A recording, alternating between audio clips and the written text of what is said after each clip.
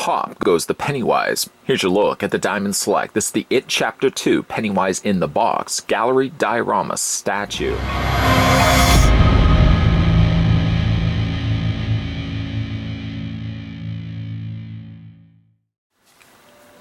When children begin to disappear in the town of Derry, Maine, a group of young kids are faced with their biggest fears when they square off against the evil clown named Pennywise, whose history of murder and violence dates back for centuries.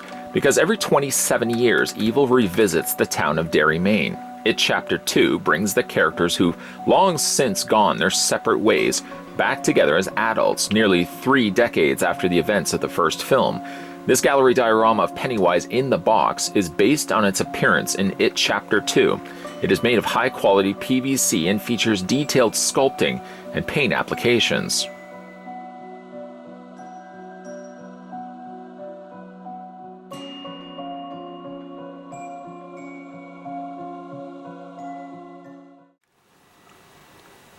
You know, for somebody in real life that doesn't really dig clowns, I've never really liked clowns.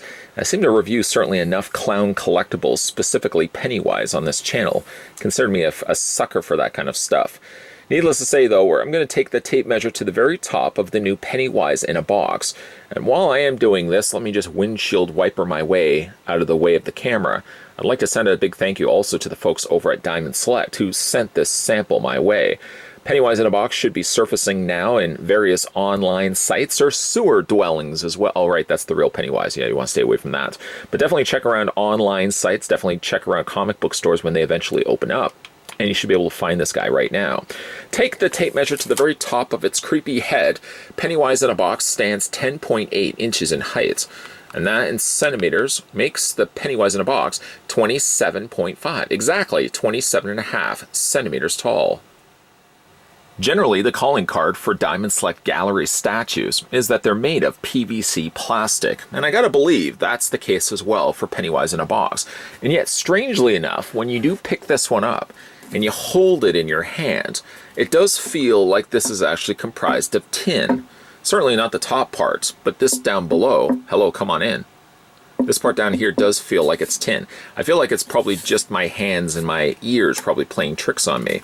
I mean, it has a feel and a weight to it that does feel like it could be tin. But I think based on the bottom opening here and the way the cut is, it does actually look from the side here that's plastic. It just feels, it's probably maybe just the paint that's playing, you know, again, that illusion of tin in my mind. One thing about the Pennywise in a box is while the side crank does rotate, it's the only thing that actually moves on the piece. And I would even probably just say one better. I wouldn't even rotate this too much, as I don't know what, you know, if it's doing any damage to. But it is nice to see that this part at least does rotate back and forth. The rest of the Pennywise doesn't actually do anything. While the lid does look like it has hinges that would allow this to open and close, this is completely sculpted. Resist any urge you have to push this closed. You're just simply going to break it. You're simply just going to cry. You're going to run upstairs and you're going to pound your fists on the floor. Why did I break this? Why did I break this? You should have listened to me. As I said, this doesn't actually close. Nor does Pennywise actually stick inside the box. This is all comprised of plastic, and he's been molded in such a way that he's actually been probably not glued necessarily, but I do feel like this is probably a separate piece than the rest of the box. And it looks like it's been adhered to the top. You can actually almost even see where it's been glued. Yeah, I do see a little bit of glue there where it's been glued to the top of the box. But it's, again, really strange, like holding this, how it feels like it's metal, and I know it's not the case. On the front, though, and really, you know, one thing I'm going to probably say repeatedly over the course of this review is how this does have such a neat antique look to it. This looks like a vintage piece I would have pulled from the shelves of like an antique store. Right down, starting, I'm sure, first with the box, and we'll kind of work our way up here. The detailing done to the front has like the old vintage style of drawings where even like the drawings back in the day were pretty creepy before even having to include Pennywise into the mix. I like the fact that the box has like an aged look to it.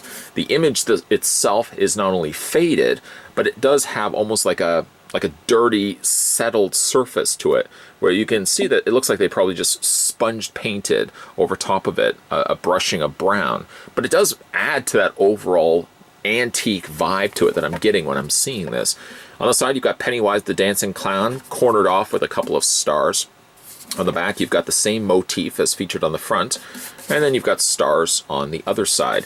A slight discoloration as well. I'm assuming it's intentional, where you sort of see underneath the darker color of the red that's sort of been masked over by the black. Some nice detailing done to the top where it almost, again, looks like metal, feels like metal, but I've got to believe it's not metal. It's plastic only.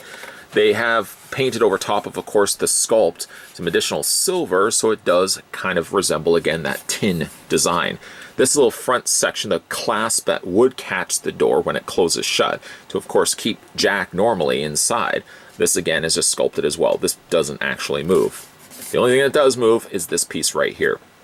And even like feeling this, it has like a crusty surface to it. Like the paint itself has really delivered an exceptional looking piece.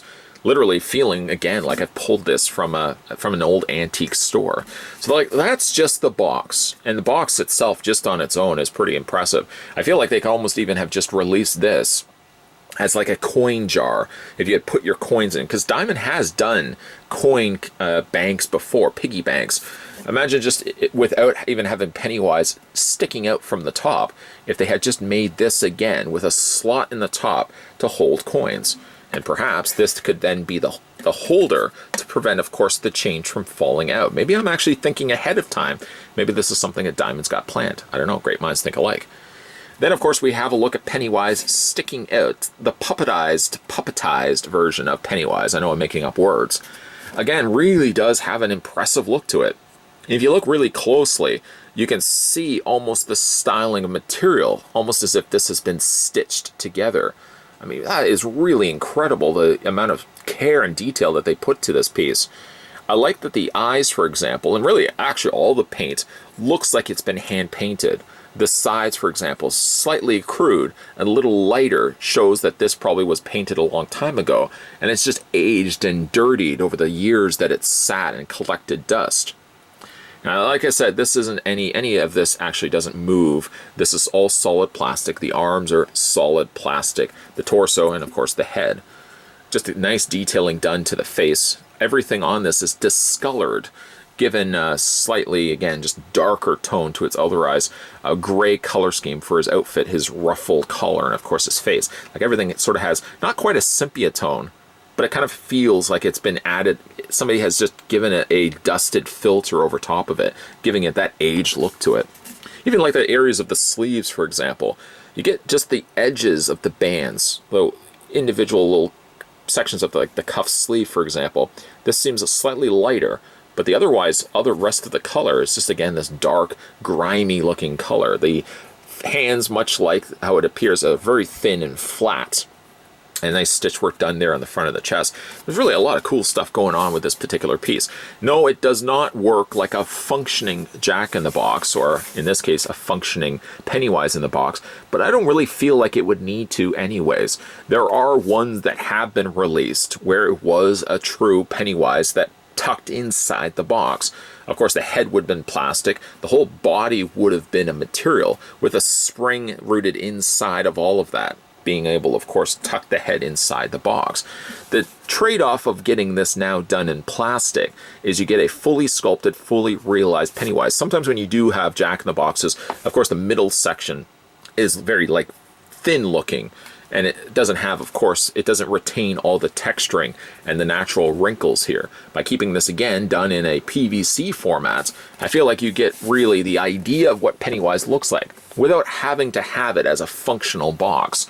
The coloring is good. The detailing is incredible on this piece because, again, it looks like a vintage designed toy.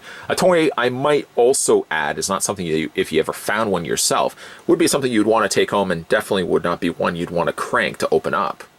Still have to wonder, though, why there's that circular hole on the underside of the Pennywise in the box. It doesn't seem to serve a practical purpose. It's not like a dog toy where you have to have air escape out, because if not, you would squeeze it and it would pop in your hands. The box is hollow. It's comprised of walls of plastic, though it looks and feels like tin to the touch. It's a gallery statue, so of course it's going to be all comprised of PVC plastic. Unless the intended plan down the road by Diamond is to either re-release this, or maybe their original plan was to release this as a coin bank. Aha! That would explain the size and the shape of the hole on the bottom of the box, because that would be the place where you would put your plunger or the plug to prevent the change from falling out. Despite it not being a coin bank, at least for now, maybe down the road it may be, what we do get is a pretty decent non-functioning Jack-in-the-Box. And I'm fine for the idea that it doesn't function as a real Jack-in-the-Box. There's been companies that have produced Pennywises that pop out of boxes. The problem with those is, any really problem that has come with Jack-in-the-Boxes anyways, is generally you have a good looking head sculpt, but the body, being that it has to be made of material and house a spring, usually looks flimsy and floppy. It doesn't look defined. The good thing about doing this, the PVC routes that Diamond has done, is that they can fully sculpt the body as if it could actually compact and fold itself inside the box without actually pulling that feet off.